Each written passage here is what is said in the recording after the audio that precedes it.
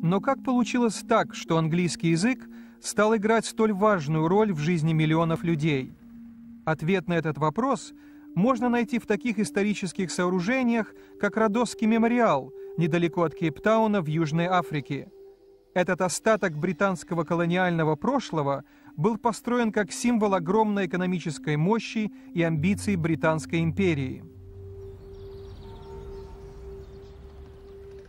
В Лондонском музее мореплавания можно проследить историю героических торговых традиций, на которых была построена Британская империя и которые проложили дорогу английскому языку как языку торговли. A language becomes a global language for one reason only, and that is the power of the people who speak it. But power means different things at different times. To begin with, something like 400 years ago, it was political power, military power, the power that became the British Empire. But that isn't the only kind of power. Soon after became technological power, the power that associated with the Industrial Revolution. The fact of the matter is that during the Industrial Revolution, something like a half to two-thirds of the people who made that revolution possible worked through the medium of English. So anybody who wanted access to that technology had to learn English in order to do it. At the beginning of the 19th century, Britain was the world's most productive nation. At the end of the 19th century, it was America. Both English-speaking nations meant that the economic powerhouse of the world became associated with the English language. Money talks, and the language in which it was talking was, well, chiefly the dollar, and to some extent the pound.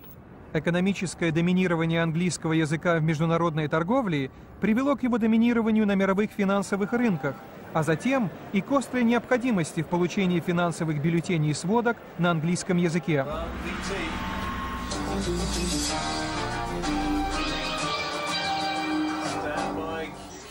Good morning and welcome to Asia Business Report.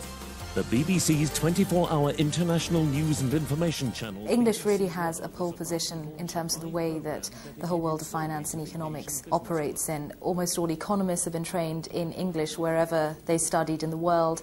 It's the language of the markets, and of course that makes our job as business journalists much easier because there's a certain level of knowledge that you can assume, and the words you use translate relatively well across international boundaries. Let's return now to the money desk and see what Guy's got for us this time. He's having a look at some of those financial stocks which are moving on the market. That's right. Well, banks very much in the spotlight today because we've had a report out from the UK. And there is clearly vocabulary that goes with accounting. There is a vocabulary of the balance sheet. There's a vocabulary of the stock market, initial public offerings, mergers and acquisitions, investment banking. All have their own vocabularies, their own shortcuts, their own jargon. I think there are two types of jargon. There's the type that's really become much more mainstream and that's evolved out of the language of business into the mainstream. Terms like bull and bear market, one hears all the time, far beyond the trading floor. So those are ones that, as business journalists, one can use and, again, assume a certain amount of knowledge. But then there are other terms, like, for instance, blue chips, and that's a term which is used all the time, but we still have viewers all over the world who will write to us once in a while and ask us to explain that term. So one gets an idea of what is in the mainstream and what is still specialist language. Thank you very much. Well, it's that time of the year again when the quarterly FTSE changes begin to take hold. Tonight, closing numbers will be used by the statistics. 10 years ago, 90% of Daimler Chrysler shareholders were in Germany. They spoke German. The brokers spoke German to the buyers and to the sellers. Nowadays, probably 10 or 20% of the shareholder base is in Germany, and probably 50% is in the United States. And so the whole profile of the company, the profile of the shareholder base has changed, and with it, the language that the stockbrokers, that the management have to use to communicate with each other. I think with everyone moving towards a 24-hour global trading day, everyone wakes up in the morning, wants to know what's happened in Asia or in the US, depending where in the world you're waking up. And I think the fact that so much business communication is done in English speeds up that entire process of people needing to assimilate the information as quickly as possible and use it to make their decisions on the trading floors.